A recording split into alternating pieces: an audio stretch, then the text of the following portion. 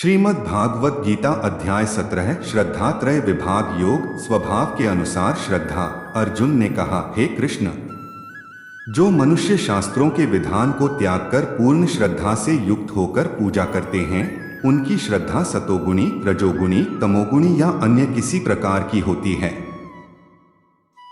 श्री भगवान ने कहा, शरीर धारण करने वाले सभी मनुष्यों की श्रद्धा प्रकृति गुणों के अनुसार सात्विक, राजसी और तामसी तीन प्रकार की ही होती है। अब इसके विषय में मुझसे सुन।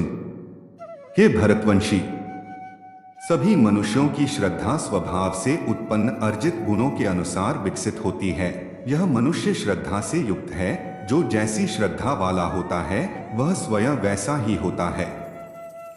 सात्विक गुणों से युक्त मनुष्य अन्य देवी देवताओं को पूजते हैं। राजसी गुणों से युक्त मनुष्य यक्ष और राक्षसों को पूजते हैं और अन्य तामसी गुणों से युक्त मनुष्य भूत प्रेत आदि को पूजते हैं।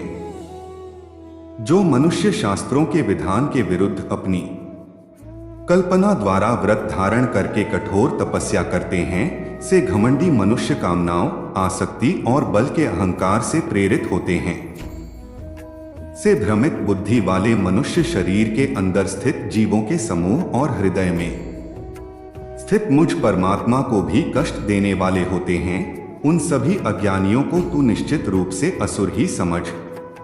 हे अर्जुन, सभी मनुष्यों का भोजन भी प्रकृति के गुणों के अनुसार तीन प्रकार का प्रिय होता है और यज्ञ, तप और दान भी तीन प्रकार के होते हैं। इनके भेदों को तू मुझसे सुन।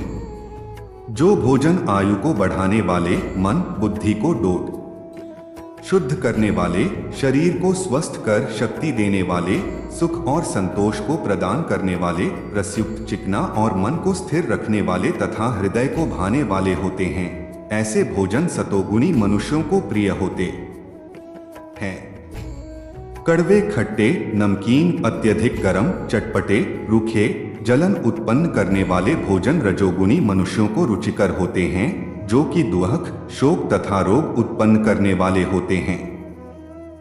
जो भोजन अधिक समय का रखा हुआ, स्वादहीन, दुर्गंधयुक्त, सड़ा हुआ, अन्य के द्वारा झूठा किया हुआ और अपवित्र होता है, वह भोजन तमोगुणी मनुष्यों को प्रिय होता है। जो यज्ञ बिना किसी फल की इच्छा से शास्त्रों के निर्देशानुसार किया जाता है और जो यज्ञ मन को स्थिर करके कर्तव्य समझकर किया जाता है, वह सात्विक यज्ञ होता है।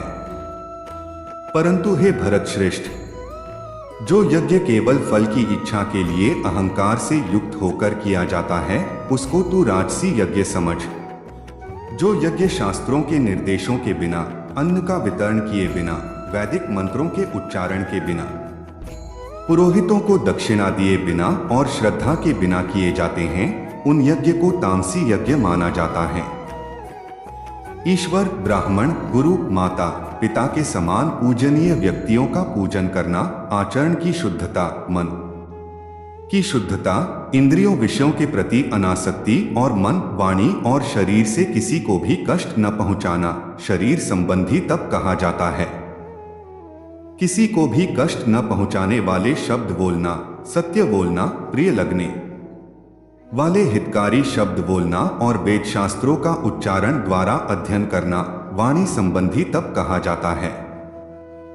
मन में संतुष्टि का भाव, सभी प्राणियों के प्रति आदर का भाव, केवल ईश्वरीय चिंतन का भाव, मन को डोट आत्मा में स्थिर करने का भाव और सभी प्रकार से मन को शुद्ध करना, मन संबंधी तप कहा जाता है।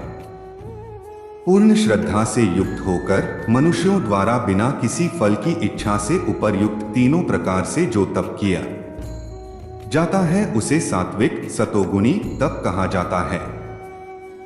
जो तप आदर पाने की कामना से, सम्मान पाने की इच्छा से और पूजा कराने के लिए स्वयं को निश्चित रूप से कर्ता मानकर किया जाता है, उसे क्षणिक फल देने वाला राजसी, रजोगुणी तप कहा जाता है।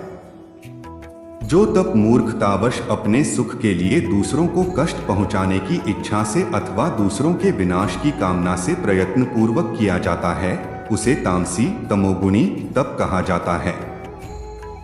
जो दान कर्तव्य समझकर बिना किसी उपकार की भावना से उचित स्थान में उचित समय पर और योग्य व्यक्ति को ही दिया जाता है, उसे सात्विक सतोगुणी दान कहा जाता है।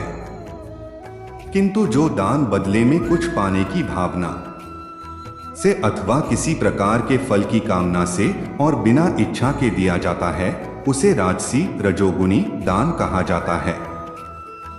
जो दान अनुचित स्थान में अनुचित समय पर अज्ञानता के साथ अपमान करके अयोग्य व्यक्तियों को दिया जाता है, उसे तामसी तमोगुणी दान कहा जाता है। सृष्टि के आरंभ से परमब्रह्म तत्व वह सत शाश्वत इस प्रकार से ब्रह्मा को उच्चारण के रूप में 3 प्रकार का माना जाता है, और इन तीनों शब्दों का प्रयोग यज्ञ करते समय ब्राह्मणों द्वारा वैदिक मंत्रों का उच्चारण करके ब्रह्मा को संतुष्ट करने के लिए किया जाता है। इस प्रकार ब्रह्मा प्राप्ति की इच्छा वाले मनुष्य शास्त्र विधि के अनुसार यज्ञ दान और तप रूपी क्रियाओं का आरंभ सदैव ओम शब्द के उच्चारण के साथ ही करते हैं। इस प्रकार मोक्ष की इच्छा वाले मनुष्यों द्वारा बिना किसी फल की इच्छा से अनेकों प्रकार से यज्ञ दान और तप रूपी क्रिया तत् शब्द के उच्चारण द्वारा की जाती हैं। हे पृथापुत्र अर्जुन, इस प्रकार साधु स्वभाव वाले मनुष्यों द्वारा परमात्मा के लिए सत शब्द का प्रयोग किया जाता है तथा परमात्मा प्राप्ति के लिए जो कर्म किए जाते हैं उनमें भी सत शब्द का प्रयोग किया जाता है। जिस प्रकार यज्ञ से तप से और दान से जो स्थिति प्राप्त होती है उसे भी सत ही कहा जाता है, और उस परमात्मा की प्रसन्नता लिए जो भी कर्म किया जाता है वह भी निश्चित रूप से सत ही कहा जाता है। हे पृथापुत्र अर्जुन, बिना श्रद्धा के यज्ञ दान और तप के रूप में जो कुछ भी संपन्न किया जाता है वह सभी असत कहा जाता है, इसलिए वह न तो इस जन्म में लाभदायक होता है और न ही अगले जन्म में लाभदायक होता है। इस प्रकार उपनिषद ब्रह्म विद्या तथा योग शास्त्र रूप श्रीमद् भगवद गीता के श्री कृष्ण अर्जुन संवाद में श्रद्धात्रय विभाग योग नाम का 17वां अध्याय संपूर्ण हुआ।